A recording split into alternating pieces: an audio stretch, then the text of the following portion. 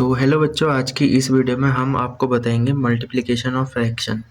तो देखो, पहले क्वेश्चन है 5.6। तो ऐसे क्वेश्चन में हमें ये करना है। सबसे पहले ये कितना लिखा है 5.6। इसमें एक काम करो, पॉइंट को भूल जाओ। अगर हम पॉइंट को भूल जाएंगे तो कितना लिखा है 56। देखो क्या लिखा है 56। फिर क्या है मल्टीप्लाई, ये कितना है 32।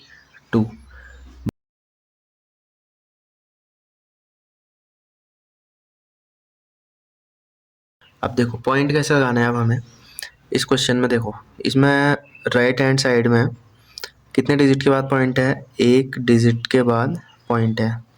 इसमें भी कितने डिजिट के बाद पॉइंट है, एक डिजिट के बाद पॉइंट है। अब इस साइड में यहाँ पे लिख लेता हूँ मैं, एक डिजिट के बाद पॉइंट है।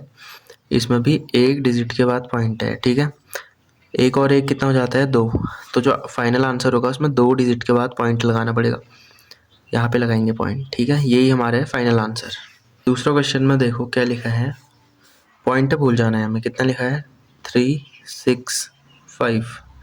मल्टीप्लाई करना है, ये कितना है 4.3 है। 4.3 अगर हम पॉइंट को यहाँ से छुपा दें तो कितना हो जाएगा 43। बस इसको मल्टीप्लाई करता हूँ मैं।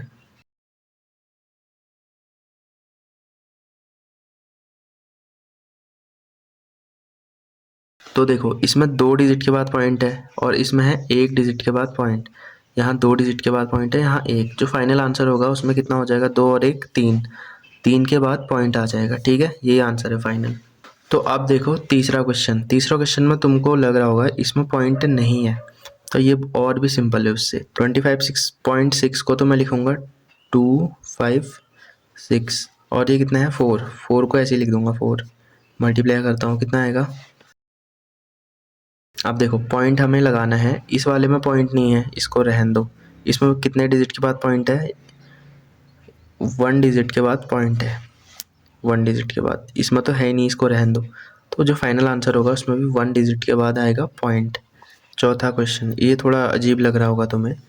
अगर हम पॉइंट हटा देंगे तो कितना बनेगा 035, और 035 मतलब होता है 35। ठीक है, इसमें क्या मल्टीप्लाई करना है, पॉइंट हटा देंगे तो क्या बनेगा 05। और अब यहाँ देखो 05 का मतलब भी तो 5 ही होता है, तो यहाँ लिख दूंगा 5। अब मल्टीप्लाई करते हैं इसे, 5 5 जो 25 की 5 कैरी 2, 5 3 जो 15, 2 17। अब देखो यहाँ कितने डिजिट के बाद पॉइंट है, एक डिजिट के बाद पॉइंट है। और यहाँ कितने डिजिट के बाद पॉइंट है 2। यहाँ 2 के बाद पॉइंट है, यहाँ 1 के बाद। तो 2 और 1 कितना हो जाता है 3। तो 3 डिजिट के बाद पॉइंट लगाएंगे, 1 2 3। अब इसके आगे कुछ नहीं है तो हमें 0 लगाना पड़ता है बस। अब देखो लास्ट वाला क्या है, यहाँ कितना लिखा है 35। ठीक है, यहाँ तो लिखा है 35। और यहाँ कितना लिखा है 5.6। 5.6 अगर मैं पॉइंट हटाऊंगा तो कितना बन जाएगा 56। और इसको क्या करना है मल्टीप्लाई करते हैं। मल्टीप्लाई कितना आता है,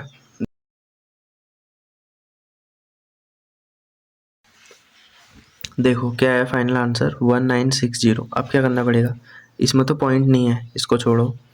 इसमें कितने के बाद पॉइंट है, एक डिजिट के बाद पॉइंट है। यहाँ भी एक के बाद क्या लगाना पड़ेगा पॉइंट, ये 0 के बाद क्या लगाएंगे पॉइंट। तो ये इसका हो जाएगा फाइनल आंसर।